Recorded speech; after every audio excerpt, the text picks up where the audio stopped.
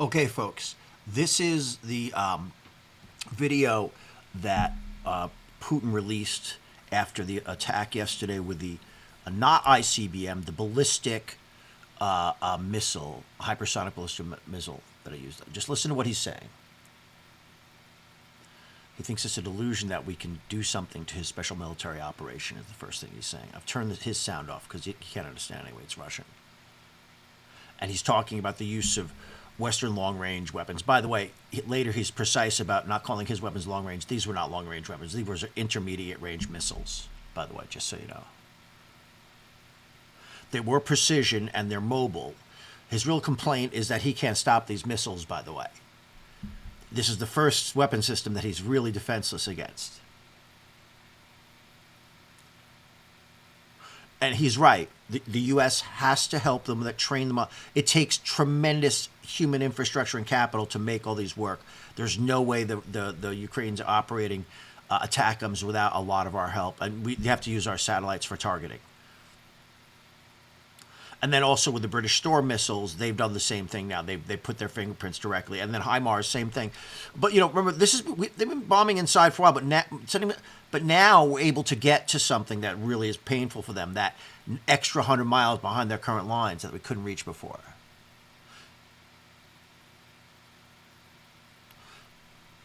Right, so Ukraine attacked in the Bryansk and Kursk regions, did some damage. He's now saying this conflict is no longer a regional conflict given the West's actions here. This is an interpretation of international law that's fair, by the way. I think that's a legitimate way to interpret what we've done here. But don't just get international law about. There's a lot of other issues to think about with all this. I'll do some analysis at the end. He talks about, by the way, he's kind of lying here. They always say that the missile attacks, et cetera, never hurt them, and any fires that are from the debris collapsing. But I saw some live video of this off Telegram, and they definitely did some serious destruction to some Russian weapons depots, warehouses, and some airfields.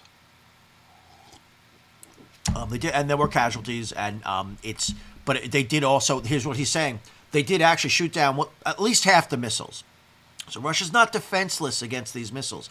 A lot of this has to do with how many of these missiles we actually provide the Ukrainians, and how many they're going to use. And there's a lot more to this. It's not just magic, this missile's on or off.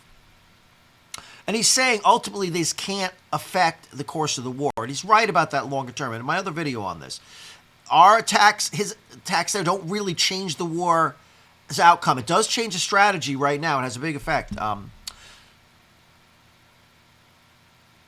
So what did they do? This is what he's saying. We responded to this threat by a combined strike on a facility within Ukraine's defense industrial complex.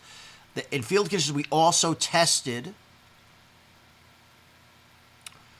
one of Russia's latest medium-range missile systems. Remember, this isn't even a medium-range missile system. It has a 5,500-kilometer range, this Oreshnik missile system they've got.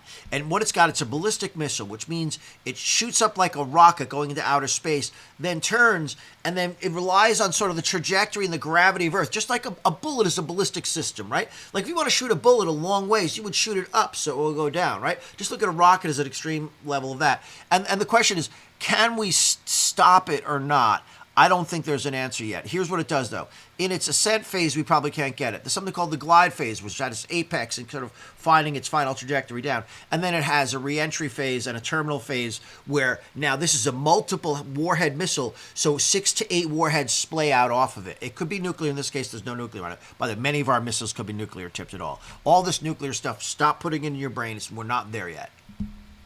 Now, Putin's going back to some rhetoric about the INF treaty that we supposedly violated in 2019, and he's correct about that, but we shouldn't have any treaties with them on anything. This is ridiculous. The Russians and the Soviets broke every single missile treaty and defense treaty they ever had with us. So, like, when he starts preaching like this, this is why people long in the defense system, by the way, hate Putin. They know what a lying piece of crap he is and how bad they are to do business with. For some reason, a lot of their fans don't think about that, right?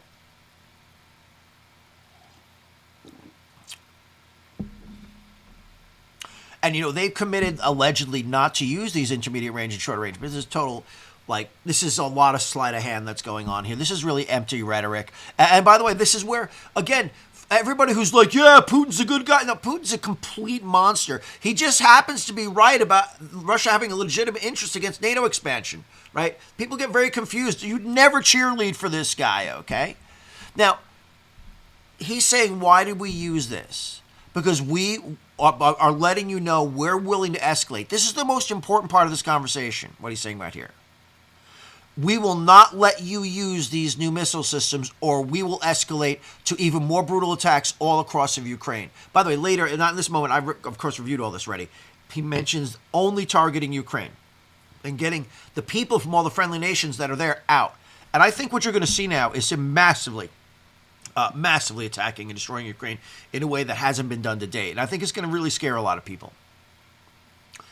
Now, the other thing he's doing is saying he's going to respond like there's going to be an action and a counteract, right? Action from him. But what he's actually doing right now is saying, gosh, I'd rather not do that. Do you understand what he's saying here? Now, he says, we will use the Oreshnik on Ukrainian territory, and we'll let you know in advance because you guys can't stop it, right? He's really flexing his muscles here. And again, I want you to think about why he's doing this. There is a purpose. Look, the Russians are brilliant at rhetoric, propaganda, negotiating strategy. If we only had leaders and diplomats who were as competent as these guys. What he's doing is using rhetoric designed to get certain parts of the U.S. population, a lot of MAGA people, who I love, by the way. I am MAGA, but I don't think about foreign policy the way some of you guys do, and just with respect, right? I'll explain my differences here. But getting so scared, he wants you to be like, oh no, nuclear war is going to start. If he ever attacks any European country, like aside from Ukraine, if he's a tactical nuke in Ukraine, he might be able to get away with that. That doesn't harm any Americans, right? And that tactical nukes are very different things. It can use a hydrogen bomb and have not nearly the fallout. There's all kinds of things that could be done here. I'm just saying, like, listen, don't panic yourself.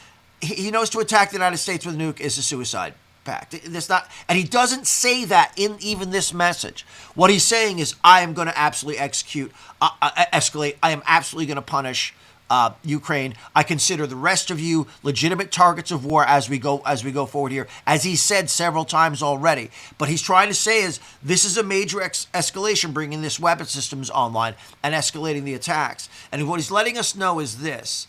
Make no mistake, there will always be a response, right? That's how he closes this out. It's on a loop. It's actually interesting. Times of India.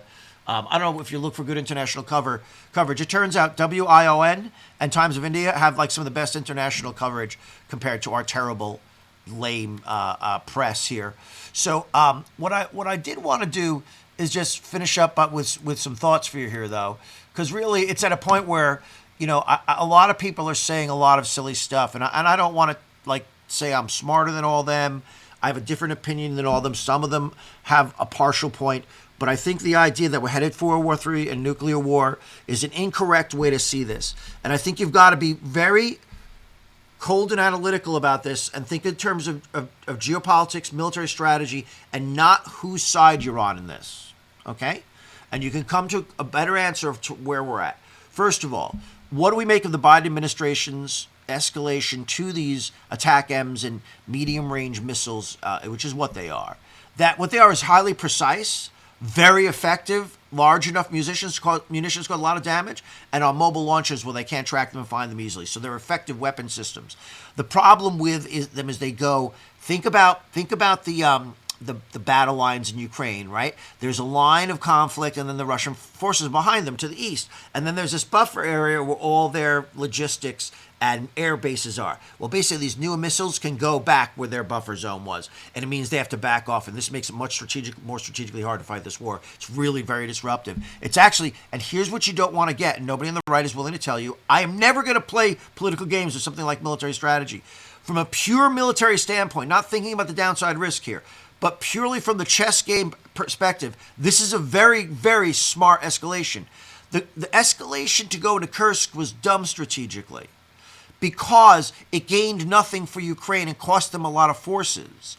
That they were hoping to draw Russian forces off the eastern section so they would have to go fight here. But all Russia did was take their time and bring in new forces to come in and take care of that while they took advantage of Ukraine pulling its forces off of the eastern front where the main war is going on. So the sad thing is, Ukraine did this, expended its best people, a lot of its best equipment. Half of them are gone now. The Russians are slowly pushing them out.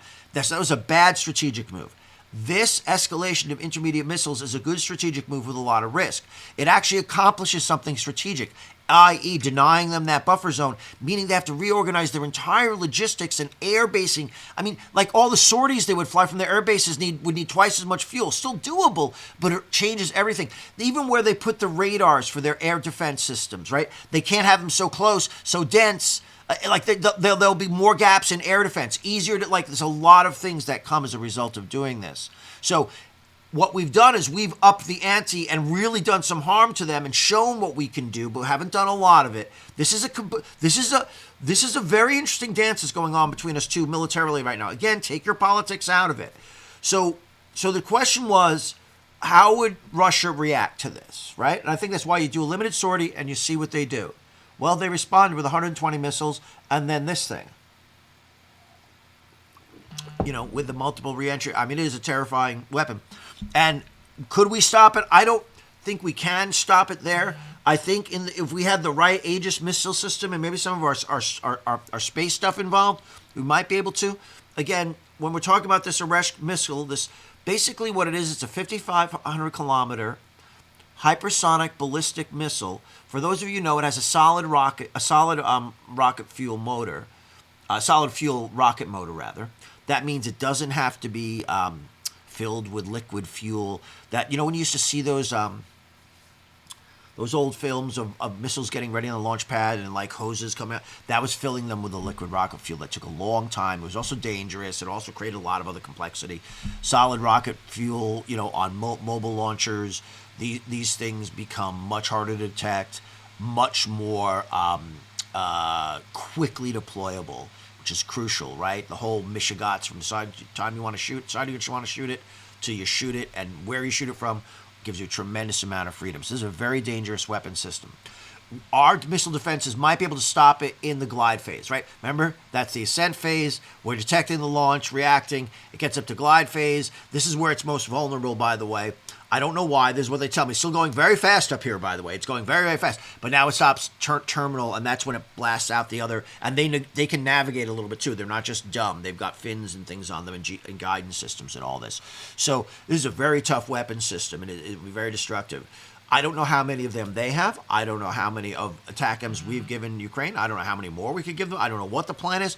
But this is a game of escalation right now. Now, this does give Trump negotiation leverage that he didn't have a week ago, folks. A lot of people on the right don't want to admit this. Now that this has happened, Trump can say, look, I'll pull this back if you do this. If you look at what they call this the escalation ladder, and they use fancy terms for it. I negotiated for a living, so I understand all this stuff. I just don't like using those terms. I don't want to try and seem like I'm trying to sound like a professor, because I know I don't sound like that, but I'm trying to be some like a historian or geopolitical guy, right? So I'm just going to talk about the way this works, in regular language. So what he's done is he's trying to establish the threat now that we want him to back off on, so we give a concession, or Ukraine gives a concession. Versus we were trying to establish a threat that he would say, well, look, stop with these intermediate weapons. So see what I'm saying? It's escalation and then counter escalation, right? Now, the way the escalation ladder works, which they like to talk about, is you want to preemptively escalate to the point where he can't go beyond if you want to win in one fell swoop. That's one way of negotiating. By the way, that's a favored way of Russia negotiating. You could see what Putin's doing right now as escalating to de-escalate by taking the highest escalatory position possible, or one that we don't want to pay the cost to go to counter-escalate above, right? So that's you can think of the cost of each of these positions that you take as well. So, but we have to seriously believe he'll do this. It's a very, very tough moment right now. I don't know what's happening today. I'm going to find out more. But that's what the question is right now. Now, the risk is a continuous escalation. There's a ton of more people get killed. The risk isn't nuclear war in the United States before Christmas, okay? I'm sorry. It's just not the risk right now. I wish people wouldn't say stupid things like that. I'm trying to inject reality here. Could this escalate to a larger war? Of course it could. There's many people gagging to get NATO and our forces directly involved. There's all kinds of people out in the field already doing crazy stuff. There's a lot of chances and problems here. There's also the chance that just the continued that actually Putin does have the ability to just smash Ukraine to bits now and take whatever he wants. And if I was going to pick the course he's going to take, that's what I would do. I would out-escalate and go for as much damage as I could do in Ukraine now, and I'd wait for Trump to come in gagging for the negotiating victory, and then get maximum territorial concessions and wins for Russia that I could, in order that I stop, turning Ukraine into a moonscape. That would be the thing for Trump, for Russia to do. I don't know how many missiles they have and how well they can do that, and how long they can sustain it. I don't think the U.S. can out-escalate that. I don't think we would. I think if he keeps the war within Ukraine, there's really nothing the American people would ever back doing, getting directly involved. And, we told that Ukraine, we gave them the ability to escalate the war. If anybody is surprised that Russia's is counter-escalating back, they've never studied how the Russians negotiate. They always try and out-escalate you preemptively. Go to the point you're not willing to go beyond right away. It's very smart negotiating. It's the way tough guys negotiate. I'll leave you with this on Putin. I'm so sick and tired of the anti-intellectual and very childish conversation about Putin that goes on. One is some people thinking he's a good guy of some sort. What do you mean he's a good guy? He's a good national leader for Russians in some ways. Russian society is highly corrupt. Russian society is highly broken. Russian politics are disgusting. Putin's an authoritarian. He's closer to being a fascist in some ways than most people would like to admit. The thing is, he doesn't really exercise the totalitarian and authoritarian control of the fascists, because he doesn't really care about the people as much as he advertises he does. See, the fascists, they actually want to produce better outcomes for workers and middle class, which is, by the way, that's why they call Donald Trump a fascist, because the last thing the elites want to do is a re-empowerment of the middle and working class in our country, because that will be the end of them, and it's already starting to happen, right? And so, Putin has, while he's created tremendous, huge steps forward in prosperity and independence and self-reliance and stability, a lot of other things, I mean, still, it's not really like anything like our societies over the longer scale, right? And then also throughout the country, there's vast poverty. People living in very, very backwards conditions in parts of Russia still. So, you got to understand Putin's rhetoric and not fall for it. He is, I would put him on the level in terms of evil of Mohammed bin Salman of Saudi Arabia. I don't think he's as evil as Ayatollah Khomeini. All right. He's like an Assad level of evil. I think maybe Maduro in Venezuela is more evil, right? He's kind of as sold out and as corrupt government-wise as is Mexico. I mean, that's the way to think about them in terms of evil. And we've got to figure out, we can't run around the world saying these guys just aren't worth dealing with. But also people who start to think, we're just demonizing him. He funds every bad cause on earth directly, dude. I mean, you got to understand that. And, it doesn't mean we have to make him our enemy. I mean, I still think our strategy should be to neutralize him, peel him off from the Chinese, because I don't really want to be with the Chinese anyway. You know what Putin really wants? Do you know how you win in negotiating? I'll close with. I negotiated for my whole life, past 40 years. First thing I do is figure out what somebody wants. What's the win they want or need? Give them their win. They'll give you whatever you need, right? Putin wants more than anything else to be part of Europe. Do you understand that? That's what he's been trying to do the whole time. Some kind of dignified, powerful basis. I know we have to hold our nose a little bit, but you know what? I'm just going to say this. It's not the first European country I'd have to hold my nose a little bit on to kind of look as our brothers in liberty and everything else, okay? And I don't know what that relationship would look like, but that's what the win always would have been for Putin. And that's why he's so angry, by the way, right? This is why the Russian people are so pissed at us, because we're really being jerks if you look at the grand scheme of history. The Russians kind of belong with the West in this weird sort of branched off way, sort of like where the Orthodox Church branches off of Catholicism, right? See, I mean, this is just my opinion anyway, okay? I know I'm going on now. Hopefully this made some sense. Hopefully it gives you some insight. I think that it's going to be very interesting to see what goes on. I think when you get to this point of things, there's almost no point in predicting, because it's not based on probability and chance. It's more like thinking about a puzzle. Try to figure your way out of a maze, excuse me. There's some paths that take you towards peace. There's some paths that take you to more conflict. My guess is we're going to see a bit more escalation here, really testing each other, and then we're going to see some resolution. I also don't know how effectively Musk and Trump can negotiate this right now. I know Musk was involved somehow. I don't really care who gets involved in these negotiations, by the way, but I want them to be done in the right way, not in a half-assed way. Yeah, I don't want this thing slugged together. And if it takes a little time, we have to take a break. I don't really understand how much time we have to wait before they can try and negotiate something. So there may be some timing issues that force a lack of resolution as well. It's just I can't see it, so I'm not going to claim it. Maybe this all can be negotiated behind the scenes now and some kind of ceasefire based on Trump negotiating. I don't know how that's all going to play out. That X's out all of Western Europe and NATO and the United States acting not in concert with Trump's wishes. Like, that could happen while Trump's negotiating, right? So you've got to be very, very careful at this, just for this short period of time here. All right, I hope this insight helps.